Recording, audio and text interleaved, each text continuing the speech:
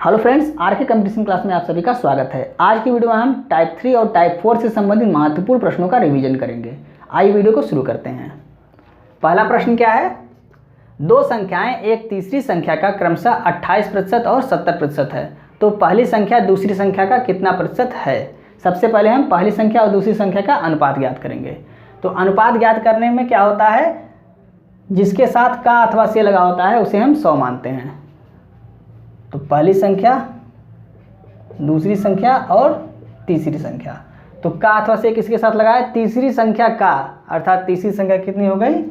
100 हो गई। क्रमशः मतलब एक से शुरू होगा। 28% और 70% है, तो पहला कितना है? 28% और दूसरा कितना है? 70%। अब इसे हमने 100% माना हुआ है। अब यहाँ पे 28% और 70% क्यों लिखा जा रहा है? क्योंकि यहाँ पे कमी या वृद्धि नहीं दिया हुआ है। अगर कमी और वृद्धि देगा तो कमी देगा तो 100 से घटा के लिखेंगे, और अगर वृद्धि देगा तो हम 100 में जोड़ के लिखेंगे। लेकिन यहाँ पे सीधे सीधे लिख रहा है कि 28% और 70% है, यानी 100 का 28% और 100 का 70%। अब क्या पूछ रहा है? ये अनुपात प्राप्त हो गया। तो पहली संख्या दूसरी संख्या का कितना प्रतिशत है? अब दूसरी संख्या के साथ का लगा हुआ है, तो दूसरी संख्या क्या हो जाएगी? हर हो जाएगी। दूसरी संख्या कौन सी है? 70, ये हर हो गई। और पहली संख्या क्या हो जाएगी? अंश हो जाएगी। और प्रतिशत निकालना है, क्योंकि हमें प्रतिशत निकालना है तो क्या करेंगे? 100 से गुणा कर देंगे। काट देते हैं इसको, 7 चौक 28 और इसका गुणा हो जाएगा 40%। यही हमारा आंसर हो गया। नेक्स्ट प्रश्न, दूसरा प्रश्न क्या है? किसी व्यक्ति के वेतन से उसके पुत्रों का वेतन क्रमशः 30% और 37% कम है। अब यहाँ पे कम दे रहा है, तो दूसरे पुत्र का वेतन पहले पुत्र के वेतन से कितना प्रतिशत कम है? सबसे पहले सभी का हम अनुपात ज्ञात कर लेंगे। तो जो व्यक्ति है और इसका पहला पुत्र और दूसरा पुत्र, प्रश्न में क्या कह रहा है? किसी व्यक्ति के वेतन से, का या से किसके साथ लगा? व्यक्ति के वेतन के साथ क्या लगा हुआ है? से लगा हुआ है। तो व्यक्ति के वेतन को हम क्या मान लेंगे? 100 मान लेंगे। उसके पुत्रों का वेतन क्रमशः, मतलब पहला और दूसरा, 30% और 37% कम है। अब यहाँ पे कम दे रहा है, तो 100 में से हम कम करेंगे। तो 100 में से पहले पुत्र का 30% कम करेंगे, कितना आ गया? 70। और दूसरे पुत्र का 37% कम करेंगे 100 में से, तो कितना आ जाएगा? 63। अब इनका ये अनुपात हमें प्राप्त हो गया। प्रतिशत अगर लगाएंगे तो अनुपात है, सभी से प्रतिशत कट जाएगा, लगाएं या ना लगाएं। अब क्या कह रहा है? तो दूसरे पुत्र का वेतन पहले पुत्र के वेतन से कितना प्रतिशत कम है? यहाँ भी हमसे कम ही पूछ रहा है, तो कम पहले देख लेते हैं कितना है यहाँ पे। 63 से 70, इसके बीच में अंतर कितना है? 7। तो दूसरे पुत्र का वेतन पहले पुत्र के वेतन से, तो पहले पुत्र के साथ क्या लगा हुआ है? से लगा हुआ है, तो ये क्या हो जाएगा? हर में हो जाएगा। तो पहला पुत्र 70 है, ये हो गया हर में, और दूसरा पुत्र ये अंश में होगा। लेकिन हमसे क्या कह रहा है? कम कितना है? तो यहाँ 7 कम है, तो अंश में कितना होगा? 7 कम होगा।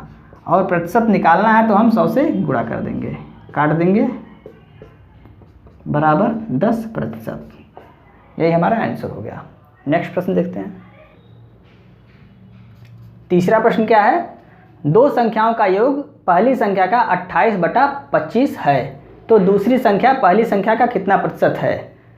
अब यहाँ पे क्या दिया हुआ है? यहाँ भिन्न में दिया हुआ है, तो जिसके साथ का अथवा से लगा होगा वो हर होगा, और दूसरी राशि क्या होगी? अंश होगी। तो यहाँ क्या दिया हुआ है? दो संख्याओं का योग पहली संख्या का, तो पहली संख्या के साथ का लगा हुआ है, तो पहली संख्या क्या हो जाएगी? हर हो जाएगी, यानी कि 25 हो जाएगी। और दूसरी संख्या क्या हो जाएगी? 28, यानी दूसरी संख्या में क्या है? दो संख्याओं का योग जो दिया हुआ है, यानी योग क्या होगा? 28 हो जाएगा।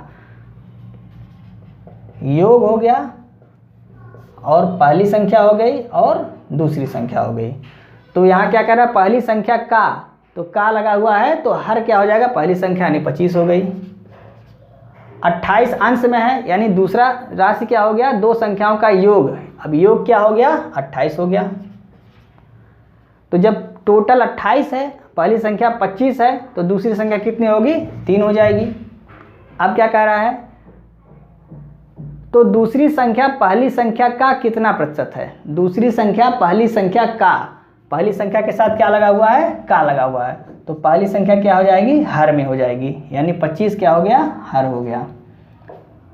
और दूसरी संख्या ये क्या हो जाएगा? अंश हो जाएगा। प्रतिशत निकालना है तो 100 से गुणा हो जाएगा। काट देंगे, 25 चौका 100, 4 तियाँ 12%। यही हमारा आंसर हो गया। नेक्स्ट प्रश्न, चौथा प्रश्न, यदि किसी विद्यालय में कुल विद्यार्थियों का 60% लड़के हों और लड़कियों की संख्या 972 हो तो उस विद्यालय में कुल कितने लड़के हैं?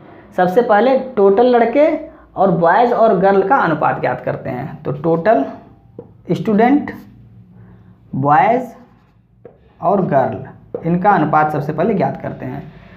तो यदि किसी विद्यालय में कुल विद्यार्थियों का, तो जिसके साथ का लगा होगा उसे हम क्या मानेंगे? 100 मान लेंगे।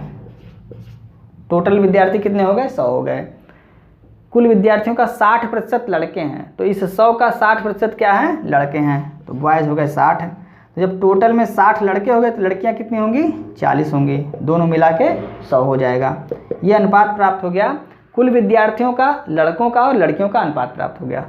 अब क्या पूछ रहा है? जो पूछ रहा है यहाँ पे क्या पूछ रहा है? लड़कियों की संख्या 972 हो तो उस विद्यालय में कितने लड़के हैं, लड़कों की संख्या पूछ रहा है।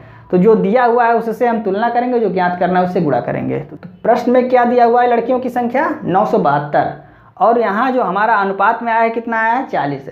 तो जो दिया है उससे तुलना करेंगे और जो ज्ञात करना है उससे गुणा करेंगे। तो सबसे पहले 972 की तुलना हम 40 से करेंगे, क्योंकि यहाँ प्रश्न में 972 दिया हुआ लड़कियों की संख्या और हमारा अनुपात में 40 आया हुआ है। गुणा किससे करेंगे? जो निकालना है, लड़कों की संख्या निकालनी है। लड़कों की संख्या यहाँ कितना है? 60 है। इससे हम गुणा करेंगे। इसको काट देंगे, इससे इसको काट देंगे। 4 दूनी 8, 4 चौके 16, 4 तियाँ 12, गुणा कर देंगे। 6 त्रिक 18, 6 चौक 24, 6 दूनी 12 और 2 14, यानी लड़कों की संख्या कितनी आ गई? 1458। ये लड़कों की संख्या आ गई। यही हमारा आंसर हो गया।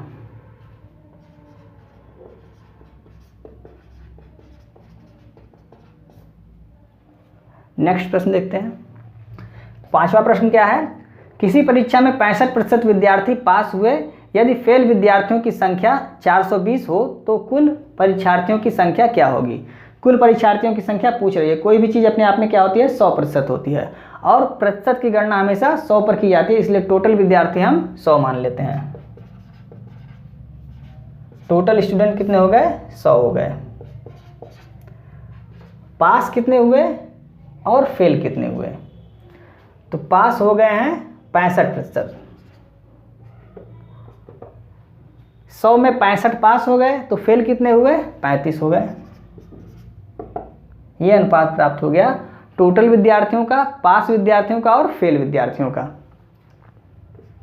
अब जो प्रश्न में दिया गया है उससे तुलना करेंगे और जो ज्ञात करना है उससे गुणा करेंगे। प्रश्न में क्या दिया गया है? फेल विद्यार्थियों की संख्या 420 है और यहाँ पे कितना है? 35 है। तो इससे हम तुलना करेंगे। 420 की तुलना किससे करेंगे? 35 से करेंगे। और गुणा किससे करेंगे? जो ज्ञात करना है। ज्ञात क्या करना है? परीक्षार्थियों की संख्या। कुल परीक्षार्थी कितने हैं? यहाँ पे 100 है, तो इससे हम गुणा कर देंगे। अब इसको काट देंगे, तो 5 सते 35, 5 दूनी 10, 7 छक 42, 60 आ गया। यानी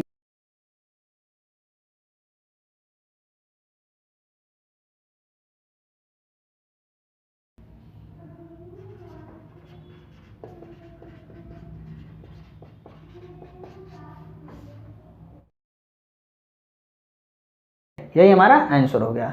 तो दोस्तों आज की वीडियो में बस इतना ही। यदि आपको वीडियो अच्छी लगी हो तो इसे अपने दोस्तों को भी शेयर करें और चैनल को सब्सक्राइब करना ना भूलें। मिलते हैं नेक्स्ट वीडियो में। जय हिंद।